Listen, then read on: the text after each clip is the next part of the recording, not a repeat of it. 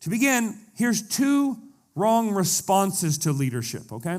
Because in chapters 1, 2, and 3, Paul is writing to the Corinthian church. They're a dumpster fire church. He's hoping to purify with the holy fire of God so they can go from dumpster fire to holy fire. And he's writing to them, and he's correcting two errors they have in their mind or in their posture towards godly leadership. And I want to point those out to you here. And I'll just say right out of the gate that I do not see or feel these errors predominantly in our church. I see it all the time in other churches. I see it in Christians, and I experience it here on occasion, but it tends to self-correct over time because it's not our culture. And so I got this morning, and I was driving to church, and where I live, the plows hadn't got there yet, and so the snow, for those of you who are watching this in Texas, it's this white, cold thing that falls out of the sky and covers the landscape. It makes us feel like we're in a snow globe. It's awesome. But the road was white, and you couldn't see where the ditches were. It's just white. And so sometimes life is like that. It's just white. Where are the ditches? So Paul's going to stake out the ditches here in relationship to how we think about leadership. And the first error that is made in churches in relationship to godly leadership is they elevate God's leaders to rock star status. It's like, oh man, they're just incredible. They're so amazing. They're so gifted. They're so this. They're so that. And they elevate that person to a rock star status. And here's why that is dangerous. Either they'll believe that and eventually be disappointed, or the person they've elevated will start believing that, in which God will have to remove them. Okay? So it's not helpful for you in your heart to elevate God's leader to rock star status because you might start believing it.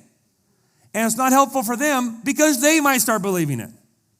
This is kind of like this weird Christian subculture sycophancy. Like, oh, I read everything he writes. I listen to everything he says. Oh, man, he's the funniest person. He is so wise. And pretty soon, you're listening and watching a person who is far away in a different town, different church. You don't really know them or their family or their church. They have a curated image they've given you online. And you're like, they're amazing. I wish my pastor was more like that. Hey, guess what? Both guys put their pants on at the same time with one leg.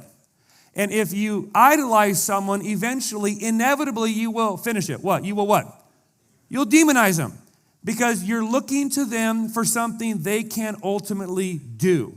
You're needing from them something they can ultimately fulfill. And when they don't do it, when they don't meet that need, fulfill that obligation that you have like assumed that they would take on or given them in this unspoken worship contract, when they do that, all of a sudden you're disappointed. When you elevate someone to rock star status, they will inevitably let you down, and it's not their fault.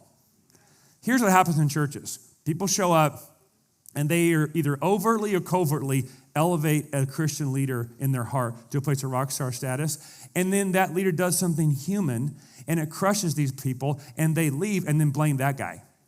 It's like totally moronic. It's like that guy is just trying to be faithful, and you did something he didn't ask, and it's just bizarre. And so, like for instance, like people will come, and this doesn't happen often because these people don't stay. That's just the way it is. But like they'll come and they'll walk up like, that was the best sermon ever, and you're the most amazing, and your shirt it matched the guy from last week, and it was so incredible, and oh my goodness, nobody preaches the Bible like you. Wrong. Nobody's preaching the gospel like you in our state. Wrong. Nobody, and these huge, like just uncaveated, and I'm like, start the clock.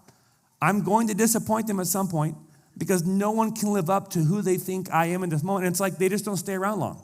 You know what I mean? It's like we need to get together and have dinner and be best friends. It's like I have more best friends than most men have in 10 lifetimes. It's not going to happen, champ. You know? And it's like, we can't wait to have you over for dinner. I'm like, never going to happen. I have so many good friends I never see.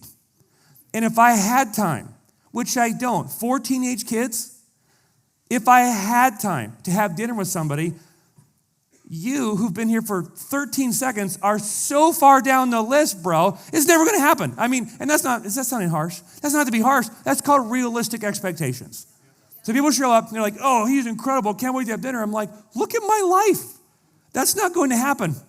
And then it doesn't, and they leave. Like, he's just not present for his people. He just does, I'm like, well, that's because you elevated me or anyone to a status that they couldn't live up to.